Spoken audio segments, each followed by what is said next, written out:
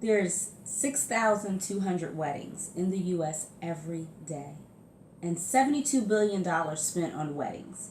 But yet every 13 seconds, someone somewhere files for divorce. Why is that? Why is there so many weddings, but yet people are ending it in divorce?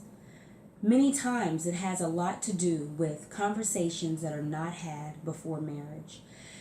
People are going into marriages preparing for the wedding, preparing for the big day, but they're not preparing to be in a covenant with someone for a lifetime.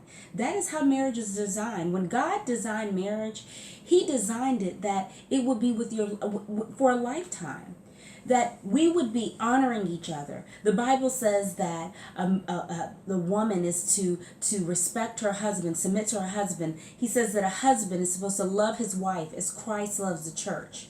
Christ hasn't divorced the church. Christ wouldn't divorce the church. Christ would not harm the church. Christ would protect the church. He loves the church.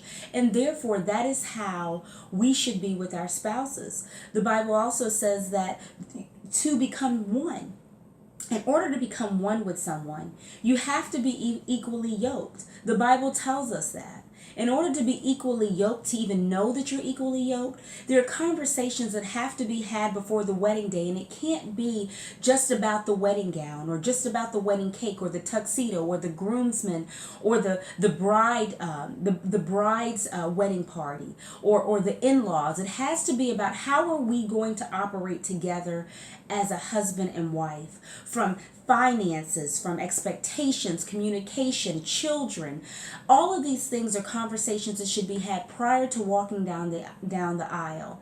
Understanding each other. We should have studied each other. We should know the things that are important to each other and be willing to work together as one to accomplish that and to reach our destiny together.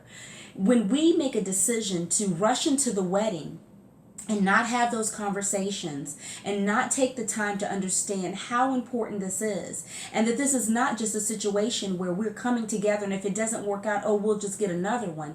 And when we make that decision to do those things, I think it will lower the divorce rate. It will no longer be at 50%, because it's not just the people who are not Christians, it is the Christians as well who is professing Christ who can no longer stay in a marriage for long periods of time. When turmoil comes, when adversity comes, we're ready to walk away. We're ready to throw in the towel. We don't want to work hard for anything. We want everything right now. We don't want to take the time to invest. We don't want to take the time, whether it means going to counseling, whether it means not hanging out with your friends tonight so that the two of you can come together and have a date night and sit down and spend some time with each other.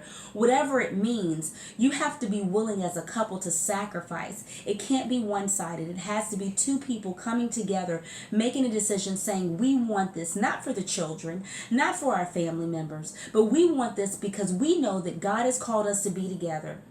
The Bible says what God has put together, let no one separate. No one. That means not your friends, not your family, not your co-workers, not your neighbors, no one. And so we have to protect our marriages, not just from each other, but outside sources. There are people who will plant seeds and say things that will cause destruction in our homes and in our marriages and cause us to be at odds with one another. That is not how God designed it. We should be able to come together and work out our issues, work out our problems, no matter what they are. But you know how to do that when you have had conversations prior, when you're willing to say, at all costs, we are going to fight for this. I don't care what we're going through. We're going to work together as one. We're going to fight through this, and nothing is going to come between us. And we're going to trust God to get us through this process.